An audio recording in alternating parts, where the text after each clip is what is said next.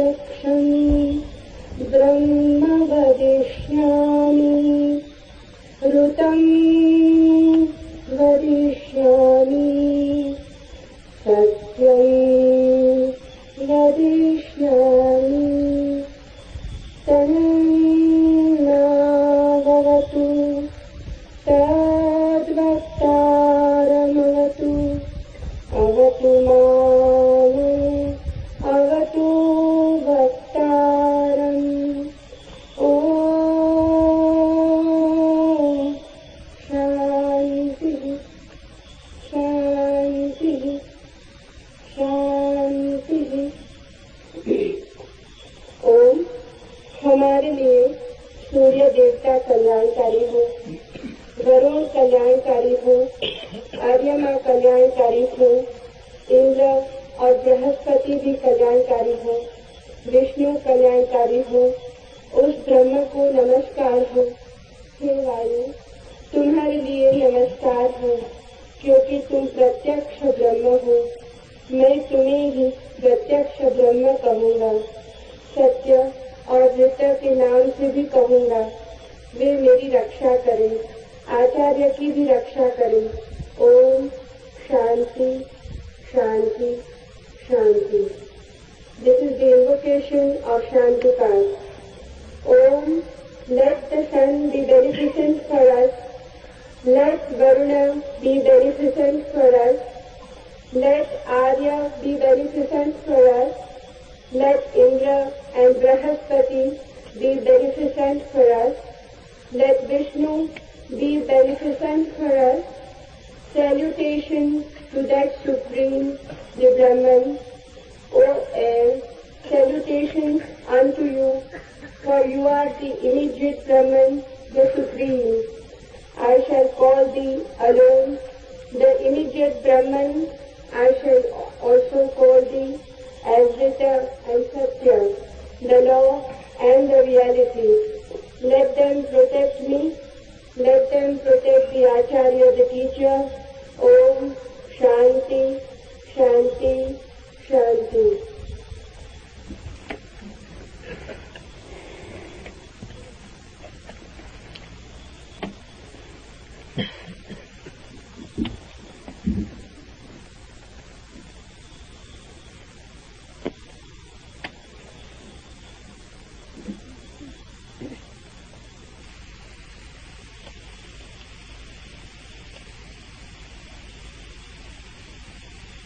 मैं वही कहूँगा जो मैं जानता हूँ,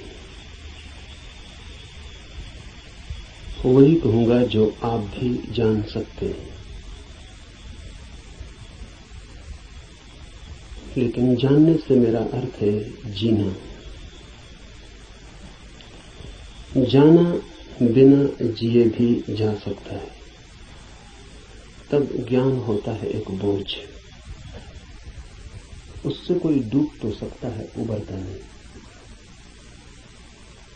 जानना जीवंत भी हो सकता है।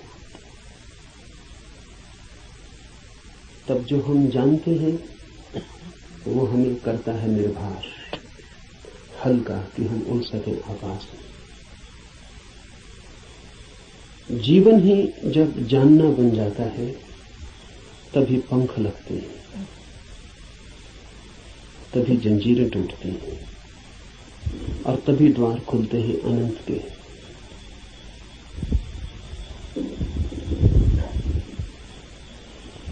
लेकिन जानना कठिन है। ज्ञान इकट्ठा कर लेना बहुत आसान, और इसलिए मन आसान को चुन लेता है और कठिन से बचता है। लेकिन जो कठिन से बचता है वो धर्म से भी वंचित रह जाएगा। कठिन ही नहीं, जो असंभव से भी बचना चाहता है वो कभी भी धर्म के पास नहीं पहुंच पाएगा। धर्म तो है ही उनके लिए जो असंभव में उतरने की तैयारी रखते हैं। धर्म है जुआरियों के लिए, दुकानदारों के लिए नहीं। धर्म कोई सौदा नहीं है।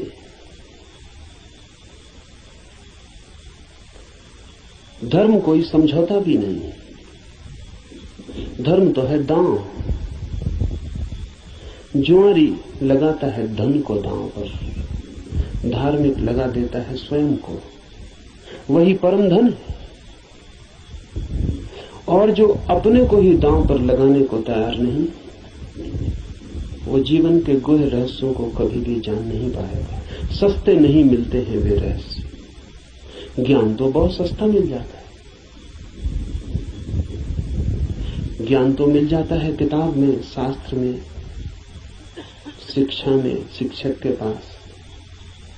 ज्ञान तो मिल जाता है करीब करीब मुफ्त, कुछ चुकाना नहीं पड़ता है। धर्म में तो बहुत कुछ चुकाना पड़ता है। बहुत कुछ कहना ठीक नहीं, सभी कुछ दांव पर लगा दे कोई तो ही उस जीवन के द्वार खुलते हैं। इस जीवन को जो दांव पर लगा दे उसके लिए ही उस जीवन के द्वार खुलते हैं। इस जीवन को दांव पर लगा देना ही उस जीवन के द्वार की कुंजी है। लेकिन ज्ञान बहुत सस्ता है, इसलिए मन सस्ते रास्ते को चुन लेता है, सुगम को। सीख लेते हैं हम बातें, शब्द, सिद्धांत और सोचते हैं जान लिया। अज्ञान बेहतर है ऐसे ज्ञान से। अज्ञानी को कम से कम इतना तो पता है कि मुझे पता नहीं। इतना सत्य तो कम से कम उसके पास है। जिन्हें हम ज्ञानी कहते हैं उनसे ज्यादा असत्य आदमी खोजने मुश्किल। उन्हें यह भी पता नहीं है कि उन्हें पता नहीं। सुना हुआ, याद किया हुआ कंठस्थ हो गया, धोखा देता है। ऐसा लगता है मैंने भी जान लिया। मैं आपसे वही कहूंगा जो मैं जानता हूं, क्योंकि उसके कहने का ही कुछ मूल्य है। क्योंकि जिसे मैं जानता हूं, अगर आप तैयार हो तो उसकी जीवंत चोट आपके हृदय के तारों को भी हिला सकती है। जिसे मैं ही नहीं जानता हूं, जो मेरे कंठ तक ही हो, वो आपके कानों से ज्यादा गहरा नहीं जा सकता। जो मेरे हृदय तक हो, उसकी ही संभावना बनती है। अगर आप साथ दें तो वो आपके हृदय तक जा सकता है। आपके साथ की तो फिर भी जरूरत होगी, क्योंकि आपका हृदय अगर बंद ही हो तो जबरदस्ती उसमें सत्य डाल देने का कोई उपाय नहीं है। और अच्छा ही है कि उपाय नहीं है, क्योंकि सत्य भी अगर जबरदस्ती डाला जाए तो स्वतंत्रता नहीं बनेगा, परतंत्रता बन जाएगा। सभी जबरदस्तियां परतंत्रताएं बन जाती। इसलिए इस जगत में सभी चीजें जबरदस्ती आपको दी जा सकती हैं, सिर्फ सत्य नहीं दिया जा सकता, क्योंकि सत्य कभी भी परतंत्रता नहीं हो सकता। सत्य का स्वभाव स्वतंत्रता है। इसलिए एक चीज भर है इस जगत में जो आपको कोई जबरदस्ती नहीं दे सकता, जो आपके ऊपर थोपी नहीं जा सकती, जो आपको पहनाई नहीं जा सकती, उड़ाई नहीं जा सकती। आपका राजी होना अनिवार्य शर्त है। आपका खुला होना, आपका ग्राहक होना, आपका आमंत्रण, आपका अहोभाव से भरा हुआ हृदय। जैसे पृथ्वी वर्षा के पहले पानी के लिए प्यासी होती और दरारें पड़ जाती हैं, इस आशा में पृथ्वी जगह जगह अपने ओंठ खोल देती है कि वर्षा हो। ऐसा जब आपका हृदय होता है तो सत्य प्रवेश करता है।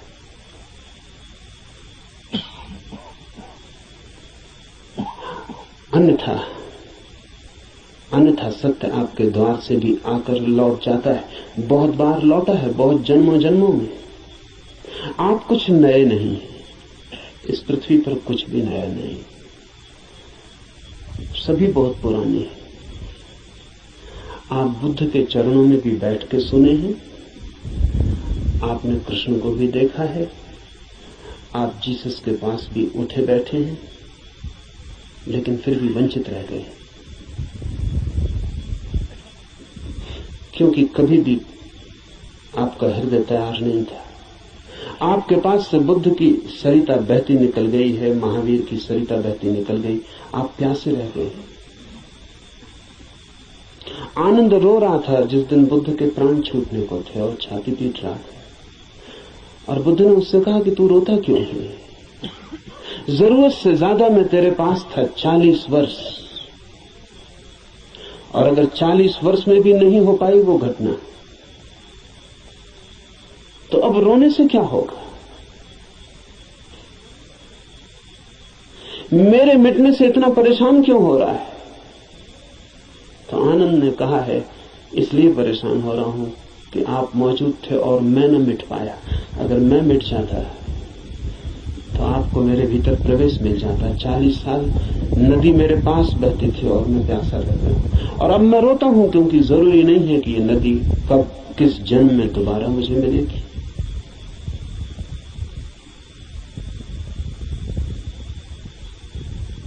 आप कुछ नए नहीं हैं।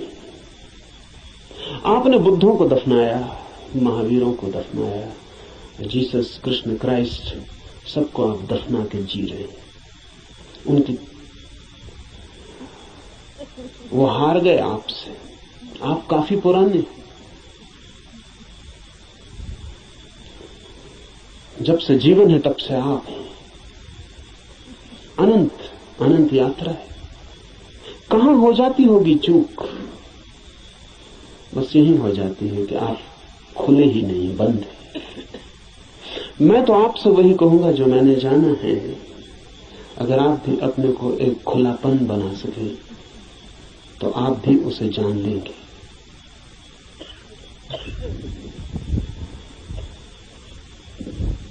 और ऐसा नहीं है कि कोई कठिनाई है बहुत, एक ही कठिनाई है और वो आप हैं। कुछ लोग कुतूहल से चलते हैं, जैसे राह चलते बच्चे पूछ लेते हैं इस वृक्ष का नाम क्या है, और अगर आप उत्तर न दें तो तत्क्षण भूल जाते हैं कि उन्होंने पूछा भी था। वो दूसरी बात पूछने लगते हैं कि ये पत्थर यहां क्यों पड़ा है।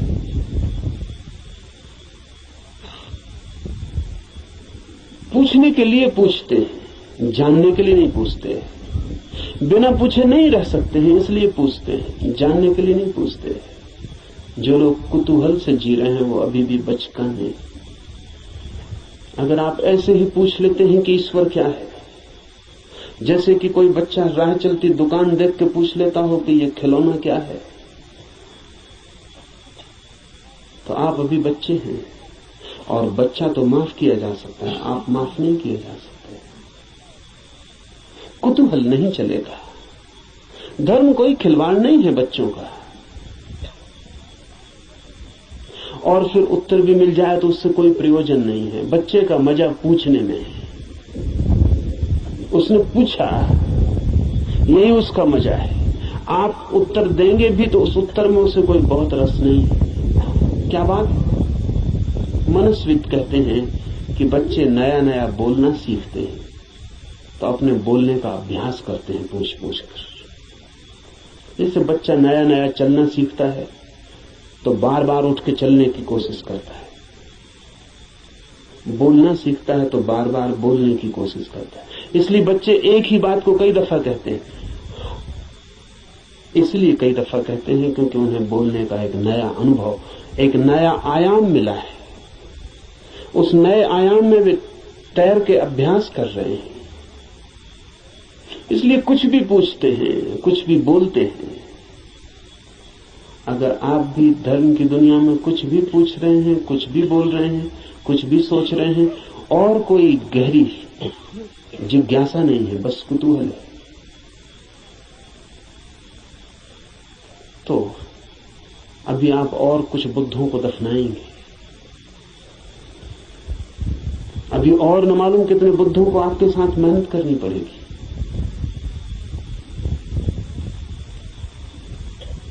कुतूहल से सत्य का कोई संबंध नहीं। कुछ लोग कुतूहल से थोड़ा आगे बढ़ते हैं और जिज्ञासा करते हैं। जिज्ञासा में थोड़ी ज्यादा गहराई है, लेकिन बस थोड़ी ज्यादा। जिज्ञासा भी बहुत गहरी नहीं, वो भी उथली है, क्योंकि जिज्ञासा है केवल बौद्धिक, और बुद्धि भी ऐसी है जैसी खाज होती है, खुजलाएं तो थोड़ा रस आता है, ऐसा बुद्धि को भी खाज होती रहती। ईश्वर है, आत्मा है, मोक्ष है, ध्यान क्या है, करने के लिए नहीं। ईश्वर क्या है, जानने के लिए नहीं, चर्चा के लिए, बातचीत के लिए।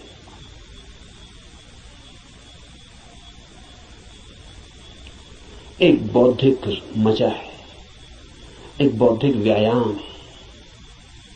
तो लोग ऊंची बातें करते हैं, लेकिन उन बातों पर कभी भी कोई दांव नहीं लगाते। ईश्वर है या नहीं, इससे कोई प्रयोजन नहीं है।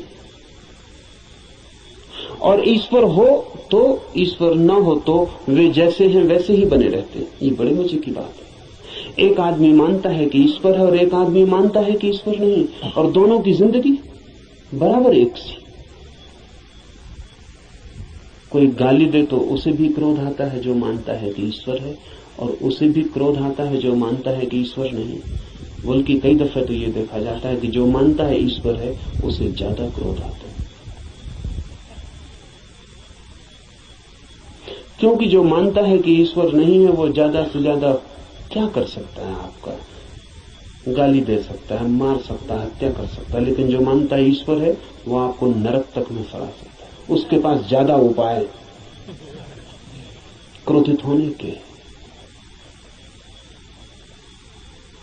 अगर ईश्वर के मानने और न मानने से कोई भी अंतर जीवन में न पड़ता हो, तो उसका अर्थ है कि ये ईश्वर से कोई संबंध नहीं है, बौद्धिक बातचीत है।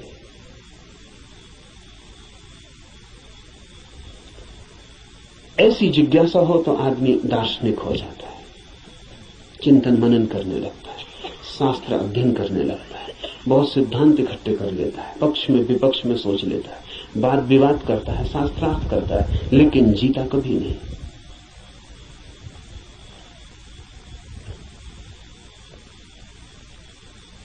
अगर आप भी सिर्फ जिज्ञासा से भरे हैं तो यात्रा नहीं होगी। जिज्ञासा से भरे हुए लोग वे हैं जो मील के पत्थर के पास बैठ जाते हैं और पूछते हैं मंजिल क्या है, कितनी दूर है, और सदा यही पूछते हैं, लेकिन कभी उठ के चलते नहीं। जानते तो आप भी कितना है, क्या कमी है जानने में। करीब करीब सभी कुछ जानते हैं। जो बुद्ध ने जाना हो, महावीर ने, कृष्ण ने जाना हो, वो सभी आप भी तो जानते। गीता में पढ़ के आपको ऐसा नहीं लगता कि ये बातें तो हमें भी मालूम आपको भी है, पर सिर्फ बुद्धि तक है, आपके हृदय तक उनका बीज नहीं पहुंचा। और बुद्धि पर रखे हुए विचार वैसे ही होते हैं जैसे पत्थर पे कोई बीज को रखते हैं। बीज तो होता है लेकिन पत्थर पे रखा रहता है, अंकुर नहीं फूट सकता। अंकुर फूटना हो तो बीज को पत्थर से गिरना पड़े, जमीन खोजनी पड़े, और जमीन की भी ऊपर की सतह ठीक नहीं है क्योंकि और गीली जगह चाहिए, तो थोड़ा जमीन के भीतर पहुंचना पड़े जहां थोड़ी पानी की सुविधा हो, थोड़ा रस बहता हो। बुद्धि पर पत्थर की तरह बीज रख जाते हैं, हृदय तक जब तक न गिर जाएं तब तक गीली जगह नहीं मिलती।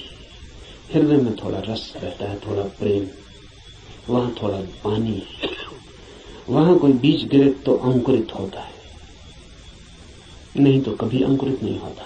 जिज्ञासु व्यक्तियों के पास बहुत कुछ होता है, लेकिन पत्थर पर रखे हुए बीजों की भांति। जमीन भी ज्यादा दूर नहीं होती, लेकिन थोड़ी यात्रा भी मुश्किल है। चलना बिल्कुल नहीं है तो पत्थर पर ही बीज रखा रह जाता है। इतनी यात्रा तो करनी ही पड़ेगी कि बीज पत्थर से नीचे गिरे, जमीन पर आए, जमीन में जगह खोजे, थोड़ी गीली भूमि को पाए, थोड़ा छिप जाए अंधेरे में। ध्यान रहे, जगत में जो भी जन्म पाता है वो गहन, मौन, एकांत अंधेरे को चाहता है। बुद्धि में तो जितनी चीजें रखी हैं वो सब खुले प्रकाश में रखी हैं। वहां अंकुर नहीं होते, हृदय है, आपके भीतर गीली जमीन है छिपी हुई, वहां कुछ पैदा होता है। इसलिए जो सिर्फ जिज्ञासा से जीते हैं वे विद्वान बन जाते हैं, पंडित बन जाते हैं, ज्ञानी बन जाते हैं, लेकिन कुछ अंकुरित नहीं होता उनके भीतर। कोई नया जन्म, कोई नया जीवन, कोई नए फूल, कुछ भी नहीं। एक और जिससे संबंध है हमारा, एक और भी दिशा है खोज की, उसे हम कहते हैं मुमुक्षा। जानने की फिक्र नहीं है, जीने की फिक्र है। जानने की फिक्र नहीं है, होने की फिक्र है। ये सवाल नहीं है कि ईश्वर है, सवाल यह है कि क्या मैं ईश्वर हो सकता हूं। अगर ईश्वर हो भी और मैं ईश्वर न हो सकूं तो कोई सार नहीं है। सवाल ये नहीं है कि मोक्ष है, सवाल ये है कि क्या मैं भी मुक्त हो सकता हूं।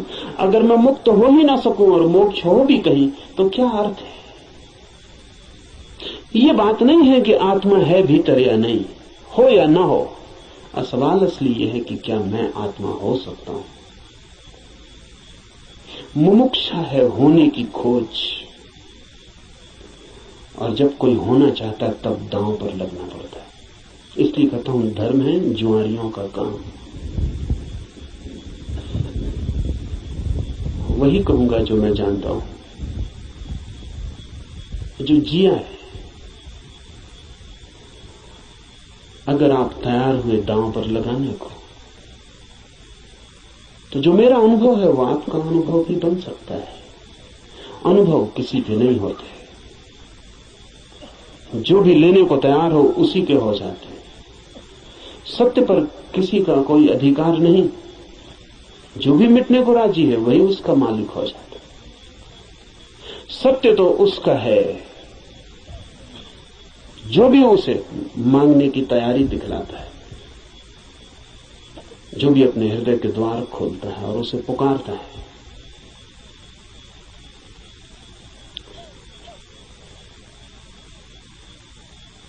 इस उपनिषद को इसीलिए चुना है। ये उपनिषद अध्यात्म का सीधा साक्षात्कार है। सिद्धांत इसमें नहीं है, इसमें सिद्धों का अनुभव है। इसमें उस सब की कोई बातचीत नहीं है जो कुतूहल से पैदा होती है, जिज्ञासा से पैदा होती है। नहीं, इसमें तो उनकी तरफ इशारे हैं जो मुमुक्षा से भरे हैं, और उनके इशारे हैं जिन्होंने पा लिया है। कुछ ऐसे लोग भी हैं कि जिन्होंने नहीं पाया, लेकिन फिर भी मार्गदर्शन देने का मजा नहीं छोड़ पाते। मार्गदर्शन में बड़ा मजा है। सारी दुनिया में अगर सबसे ज्यादा कोई चीज दी जाती है तो वो मार्गदर्शन है, और सबसे कम अगर कोई चीज ली जाती है तो वो भी मार्गदर्शन है। सभी देते हैं, लेता कोई भी नहीं। जब भी आपको मौका मिल जाए किसी को सलाह देने का तो आप चूकते नहीं। जरूरी नहीं है कि आप सलाह देने योग्य हो, जरूरी नहीं कि आपको कुछ भी पता हो जो आप कह रहे हैं, लेकिन जब कोई दूसरे को सलाह देनी हो तो शिक्षक होने का मजा छोड़ना बहुत मुश्किल हो जाता है। शिक्षक होने में मजा क्या है? आप तत्काल ऊपर हो जाते हैं मुफ्त में और दूसरा नीचे हो जाता है। अगर कोई आपसे दान मांगने आए तो 2 पैसे देने में कितना कष्ट होता है, क्योंकि कुछ देना पड़ता है जो आपके पास है। लेकिन सलाह देने में जरा भी कष्ट नहीं होता, क्योंकि जो आपके पास है ही नहीं उसको देने में कष्ट क्या है।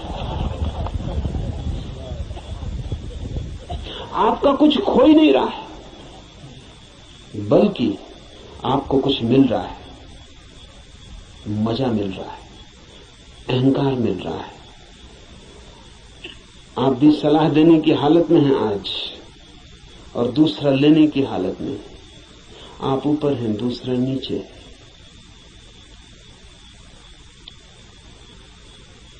इसलिए कहता हूं कि इस उपनिषद में कोई सलाह, कोई मार्गदर्शन देने का मजा नहीं है, बड़ी पीड़ा है। क्योंकि उपनिषद का ऋषि जो दे रहा है वो जान के दे रहा है, वो बांट रहा है कुछ बहुत हार्दिक, बहुत आंतरिक।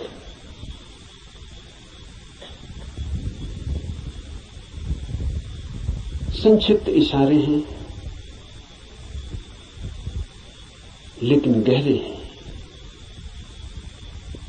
बहुत थोड़ी सी चोटें हैं लेकिन प्राणघातक है। और अगर राजी हो तो तीर सीधा हृदय में चुभ जाएगा और जान लिए बिना न रहेगा, जान ही ले लेगा। इसलिए थोड़ा सावधान,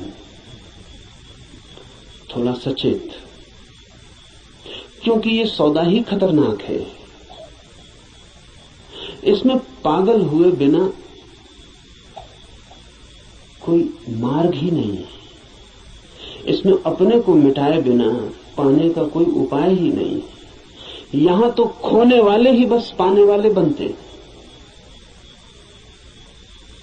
और इसीलिए इस उपनिषद को भी चुन लिया है। ऐसे तो सीधा ही आपसे कह सकता हूं, कोई कारण इस उपनिषद को चुनने का नहीं है, बहाना, आड़। क्योंकि तीर सीधा मारो आदमी बच सकता है, उपनिषद की आड़ से थोड़ी सुविधा रहेगी, इसलिए चुन लिया है कि आपको ऐसा भी पता नहीं लगेगा कि मैं कोई सीधे ही आपको तीर मार रहा हूं, तो बचने का जरा उपाय कम हो जाता है। सभी शिकारी जानते हैं कि थोड़ी आड़ से शिकार ठीक होती है। ये उपनिषद सिर्फ आड़ है और इससे कुछ लेना देना ज्यादा नहीं। जो मैंने जाना है वही कहूंगा, लेकिन उसमें और उपनिषद में कोई अंतर नहीं है, क्योंकि इस उपनिषद के ऋषि ने जो कहा है वो जानकर ही कहा है।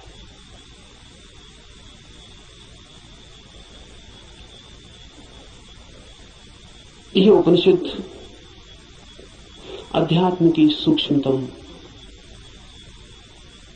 रहस्यों का उद्घाटन है। लेकिन अगर मैं उपनिषद पर ही बात करता रहूं तो डर है कि बात ही रह जाए। इसलिए चर्चा तो पृष्ठभूमि होगी। इस चर्चा के साथ साथ प्रयोग, जो कहा है, जो इस ऋषि ने देखा है या जो मैं कहता हूं मैंने देखा है, उस तरफ आपके चेहरे को मोड़ने की कोशिश, उस तरफ आपकी भी आंखें उठाने, उस तरफ आपकी भी आंखें उठाने का प्रयास, वही मुख्य होगा।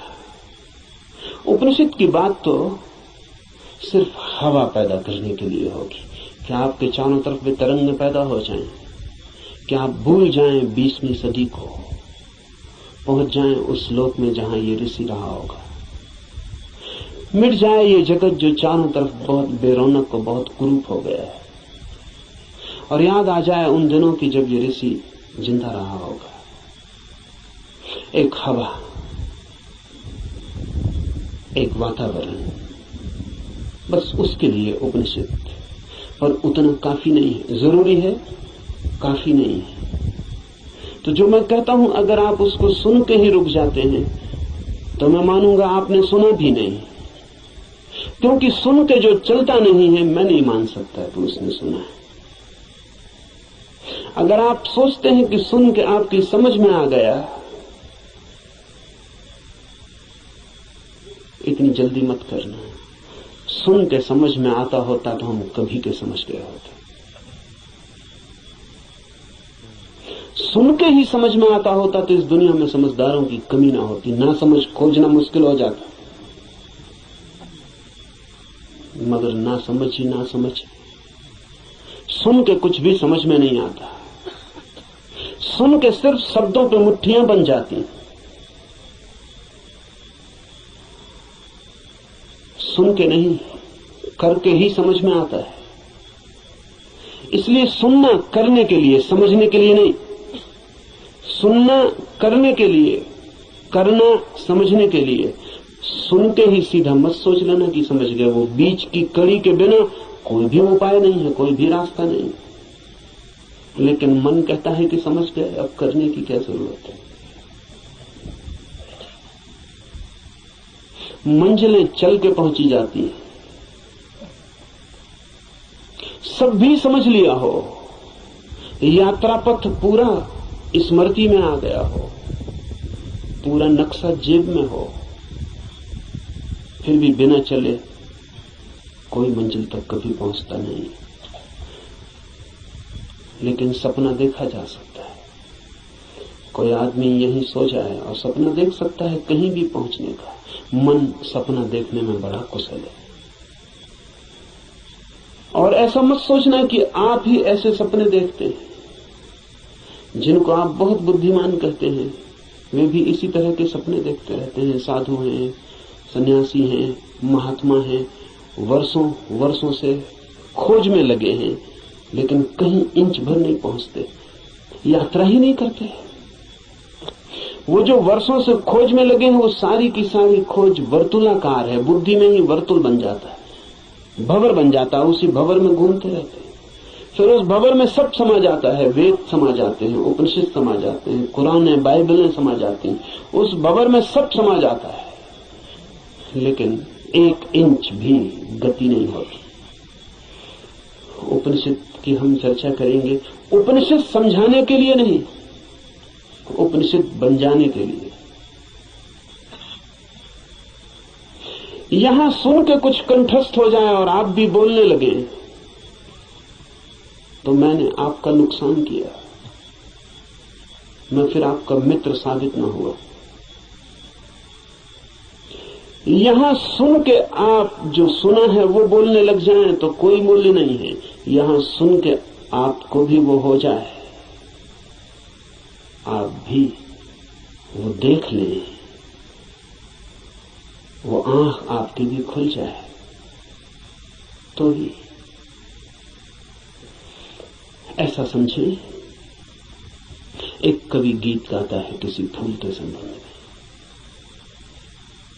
गीत में बड़ा माधुर्य हो सकता है, छंद हो सकता है, लय हो सकती है, संगीत हो सकता है। गीत की अपनी खूबी है, लेकिन गीत कितना ही गाए उस फूल को और कितना ही गुनगुनाए तो भी गीत है, फूल नहीं। और लाखों गति और लाखों छंद तो भी गीत है, फूल की सुगंध नहीं। और आप उसी गीत से तृप्त हो जाएं तो आप भटक गए। उपनिषद गीत है किसी फूल का जिसे आपने देखा नहीं अभी। गीत गजब का है, गाने वाले ने देखा है, पर गीत से तृप्त मत हो जाना। गीत फूल नहीं है। ऐसा भी हो जाता है कि कभी कभी आप फूल के पास भी पहुंच जाते हैं। कभी कभी फूल की एक झलक भी मिल जाती है, अचानक, आकस्मिक। क्योंकि फूल कोई विजाती ही नहीं है, आपका स्वभाव है, आपके बिल्कुल निकट है, किनारे किनारे है। कभी कभी छू जाता है बिना आपके, बावजूद आपके। कभी कभी फूल एक झलक दे जाता है, कोई बिजली कौन जाती, किसी क्षण में आकस्मिक अनुभव में आ जाता है। कुछ और भी है इस जगत में, यही जगत सब कुछ नहीं है। इस पथरीले जगत के बीच कुछ और भी है जो पत्थर नहीं, फूल है, जीवंत, खिला हुआ। जैसे किसी स्वप्न में देखा हो या अंधेरी रात में चमकी हो बिजली और कुछ दिखा हो और फिर खो गया हो। ऐसा कभी कभी आपके जीवन में भी हो जाता है, कवियों के जीवन में अक्सर हो जाता है, चित्रकारों के जीवन में अक्सर हो जाता है। फूल की झलक बिल्कुल पास आ जाती है, फिर भी फूल कितने ही पास हो और कितनी ही झलक मिल गई हो, पास होना भी दूर होना ही है। और कितने ही पास आ जाए फूल तो भी फासला तो बना ही रहता है। और मैं बिल्कुल हाथ से भी छू लूं फूल को तो भी पक्का नहीं है कि जो अनुभव मुझे होता है वो फूल का है, क्योंकि हाथ खबर लाने वाला है। और हाथ अगर बीच में गलत खबर दे दे तो कुछ भरोसा नहीं। और हाथ सही ही खबर देगा इसको मानने का कोई कारण नहीं। फिर हाथ जो खबर देगा वो फूल के संबंध में कम और हाथ के संबंध में ज्यादा होती।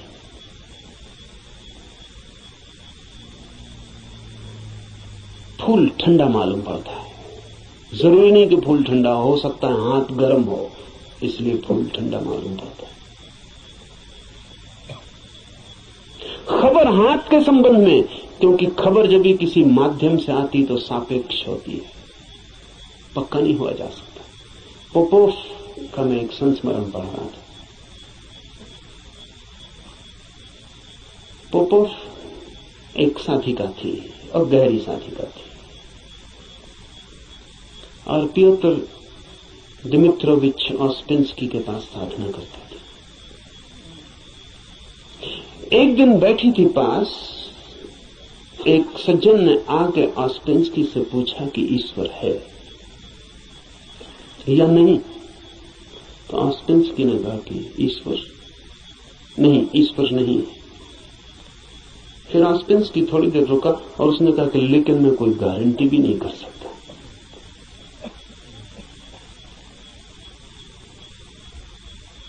क्योंकि जो भी मैं जानता हूं वो सब माध्यम से जाना गया है। कभी आंख से देखा है लेकिन आंख का भरोसा क्या, कभी कान से सुना है लेकिन कान गलत सुन सकता है, कभी हाथ से छुआ है लेकिन हाथ का क्या कहना। अभी तक सीधा नहीं देखा है, अभी तक आमने सामने नहीं हुआ हूं, इसलिए कोई गारंटी भी नहीं। अभी तक जो भी जाना है उसमें मुझे ईश्वर का कोई अनुभव नहीं हुआ, लेकिन जरूरी नहीं कि ईश्वर न हो। इससे सिर्फ मेरी खबर मिलती कि मेरे अनुभव क्या है, इसलिए मैं कोई गारंटी नहीं कर सकता कि नहीं ही है। इसलिए मुझ पर भरोसा करके मत रुक जाए, खोजना। जब भी माध्यम से कुछ घटता है तो भरोसे का नहीं। अगर फूल के बिल्कुल पास भी पहुंच जाए तो भी आंख देखती है, हाथ छूते हैं, सुगंध नाक में आती है, ये भी दूरी का अनुभव है। तो कभी कभी कोई कवि उस परम फूल के इतने पास पहुंच जाता है तो उसकी गीत में उतर आती है गूंज उसकी, लेकिन फिर भी बुद्ध नहीं है वो, महावीर नहीं है वो। महावीर कौन है, बुद्ध कौन है? बुद्ध है वो चैतन्य जो फूल ही हो गया। इतनी भी दूरी न रही कि फूल को देखा हो, फूल ही हो गया। फूल होकर ही पूरी तरह जाना जा सकता है क्या है।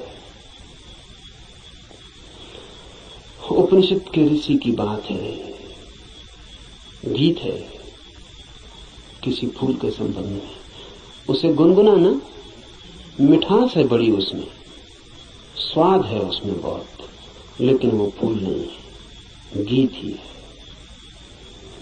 अगर प्रयास करेंगे तो कभी कभी झलक भी मिलेगी। मेरे पास लोग आते हैं, वो कहते हैं ध्यान में बड़ी झलक मिली, लेकिन फिर खो गई। अनंत प्रकाश हो गया था, फिर खो गया। आनंद ही आनंद हो गया था, लेकिन अब कहां है? अब खोजते हैं और नहीं मिलता। झलक का मतलब है पास पहुंच गए थे, झलक तो खो ही जाएगी। इसलिए ध्यान ज्यादा से ज्यादा झलक ही दे सकता है। उस पर भी मत रुक जाना कि उसी झलक को पकड़ के बार बार खोजते रहना है। ध्यान का तो मूल्य ही इतना है कि झलक मिल जाए, फिर आगे जाना है समाधि में, ताकि आप फूल ही हो जाएं।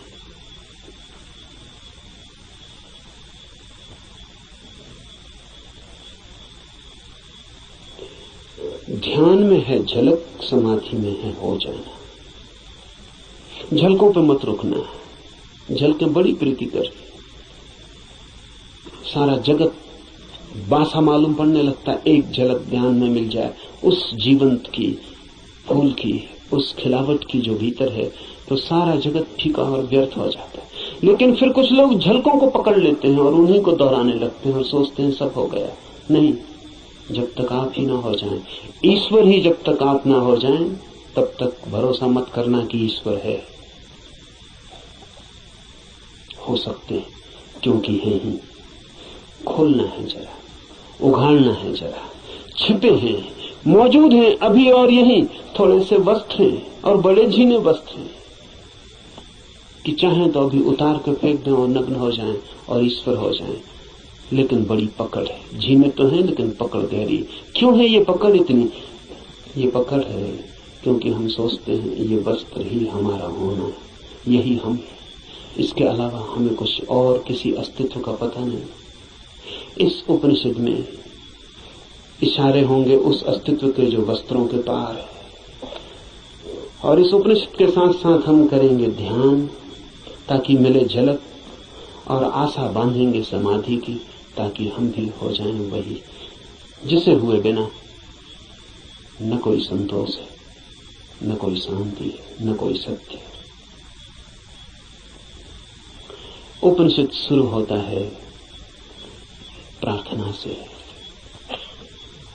प्रार्थना है समस्त जगत से। सूर्य कल्याणकारी हो, वरुण,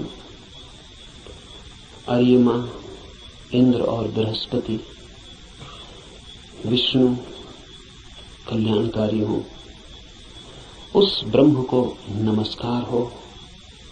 हे वायु, तुम्हारे लिए नमस्कार, क्योंकि तुम प्रत्यक्ष ब्रह्म हो। मैं तुम्हें ही प्रत्यक्ष ब्रह्म कहूंगा। सत्य और ऋत वे सब मेरी रक्षा करें, आचार्य की भी। इस प्रार्थना से शुरू होता है। धर्म की यात्रा प्रार्थना से शुरू होगी ही। प्रार्थना का अर्थ है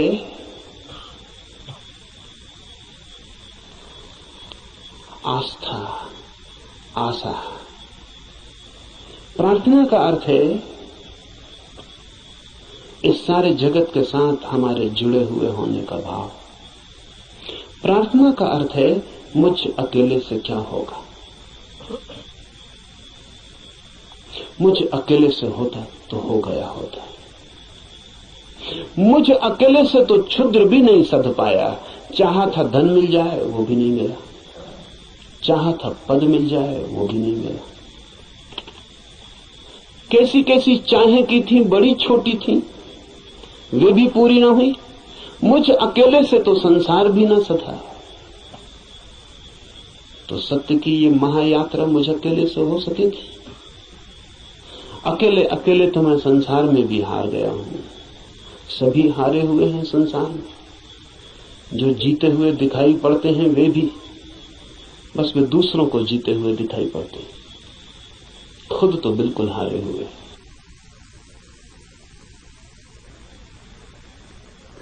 आप भी अपने को हारे हुए दिखाई पड़ते होंगे, औरों को तो आप भी जीते हुए दिखाई पड़ते हैं। आपसे भी पीछे लोग हैं जो आपको समझते हैं पा लिया आपने, जीत गए संसार में। लेकिन भीतर से अगर हम आदमी को देखें तो एक एक आदमी हारा हुआ है। संसार पराजय की लंबी कथा है। वहां जीत होती ही नहीं, वहां जीत हो ही नहीं सकती। वो संसार का स्वभाव नहीं। वहां हार ही नियति है, किसी की नहीं, किसी व्यक्ति की नहीं। संसार में होने की नियति ही हार है। वहां हार नहीं होगा। वहां कोई कभी जीतता नहीं। वहां हम नहीं जीत पाए जहां क्षुद्र था, स्वप्न था। शंकर कहते हैं माया है, वो माया में भी हार गए। सपना था,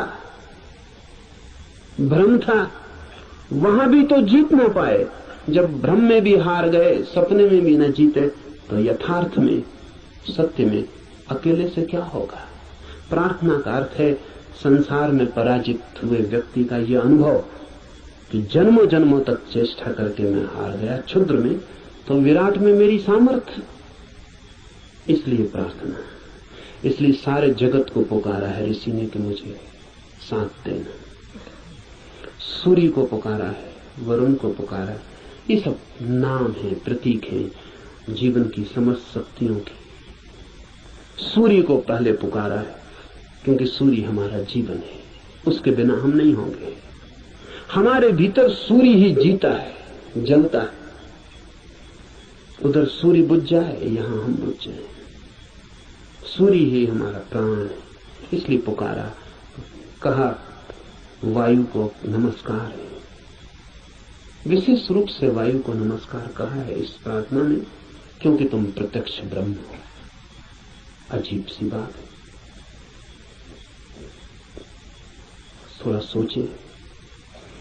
बड़े मजे की बात है, क्योंकि वायु है बिल्कुल अप्रत्यक्ष और सब चीजें प्रत्यक्ष। सूर्य को कहा होता प्रत्यक्ष ब्रह्म हो, जीते जागते जलते प्रखर, समझ में आता। सूर्य को नहीं कहा प्रत्यक्ष ब्रह्म, कहा वायु को जो बिल्कुल दिखाई पड़ती नहीं, बिल्कुल अप्रत्यक्ष। कहां है प्रत्यक्ष वायु?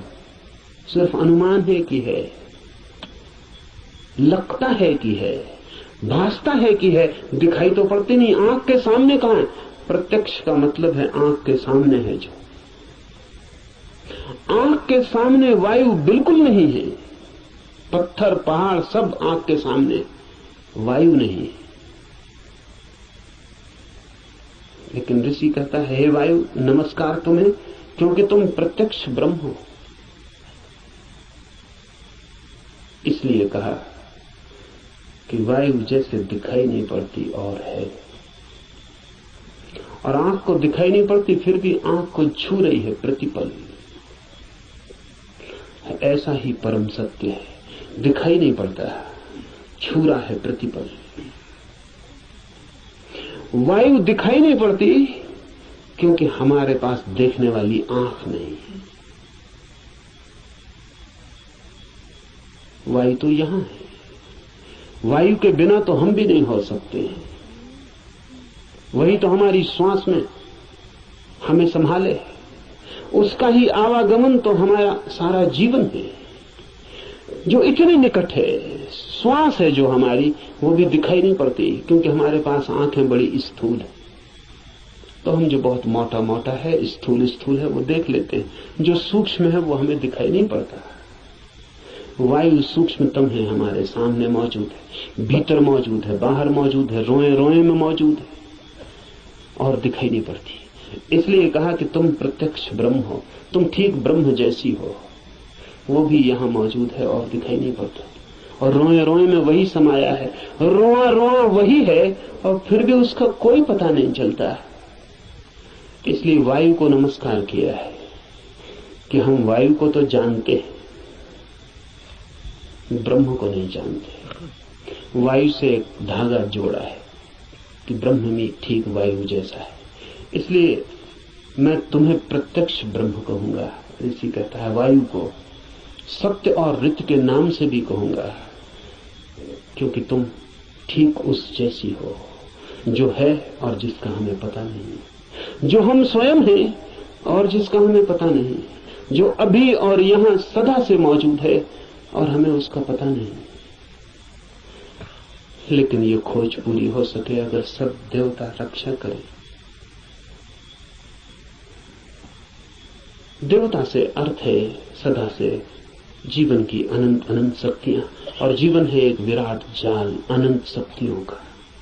आपका होना भी एक विराट जाल है अनंत शक्तियों का। मिलता है आप में सूर्य, मिलता है वरुण, मिलता है इंद्र, मिलती है वायु, मिलती है अग्नि, मिलती है पृथ्वी, सब कुछ मिलता है आकाश, सब आप में मिलते हैं। अगर एक व्यक्ति को हम पूरा का पूरा जान ले तो हमने बीज रूप में समस्त अस्तित्व को जान लिया। सब कुछ उसमें है, सबका दान उसमें है, सब मिलकर ही उसका अस्तित्व है। इन सब की सहायता की प्रार्थना है, लेकिन क्या सूर्य सहायता करेगा?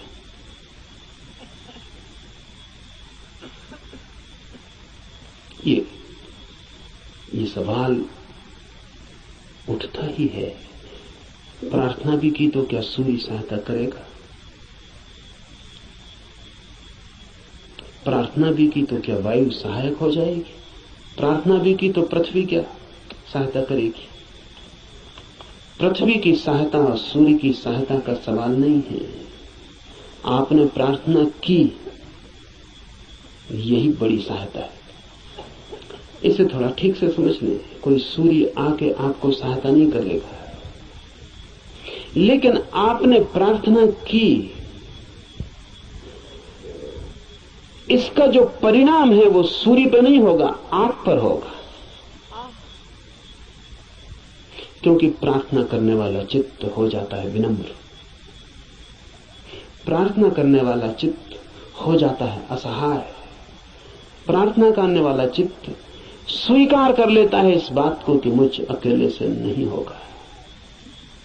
प्रार्थना करने वाला चित्त मिटने को तैयार हो जाता है। प्रार्थना करने वाला चित्त अपने अहंकार को, इस भाव को कि मैं कर सकता हूं, छोड़ देता है। इसके परिणाम होते हैं। प्रार्थना का सारा परिणाम आप पर होता है। प्रार्थना से सूर्य नहीं बदलता, आप बदलते हैं। प्रार्थना से जगत नहीं बदलता, आप बदलते हैं। लेकिन आपके बदलते ही दूसरे जगत में आपका प्रवेश हो जाता है। प्रार्थना आमतौर से जब आप करते हैं तो यही सोचते हैं कि कोई कुछ करेगा, इसलिए प्रार्थना कर। न, प्रार्थना है एक उपाय, एक डिवाइस। हाथ तो आप जोड़ते हैं किसी और के सामने, लेकिन जो परिणाम होता है वो होता है भीतर, जिसने हाथ जोड़े हैं उस पर। इसलिए बड़ी कठिनाई होती है अगर आप वैज्ञानिक के सामने कहें कि हे सूर्य सहायता कर, तो कहेगा मूर्खता की बात है। क्या सूर्य तुम्हारी सहायता करेगा? कब किसकी सहायता की? कि हे इंद्र वर्षा कर, पागल हो गए हो? प्रार्थनाओं से कहीं वर्षाएं हो गई। वैज्ञानिक ठीक कहता है, न तो सूर्य आपकी सुनेगा, न बादल आपकी सुनेगी, न हवा आपकी सुनेगी। कोई आपकी नहीं सुनेगा, लेकिन आपने पुकारा, ये आपको बदल जाएगा। आपने कितने जोर से पुकारा, उतनी गहरी हूक आपके भीतर प्रवेश हो जाएगी। अगर आपके पूरे प्राण पुकार उठे तो आप दूसरे ही आदमी हो जाएंगे। इसलिए है प्रार्थना।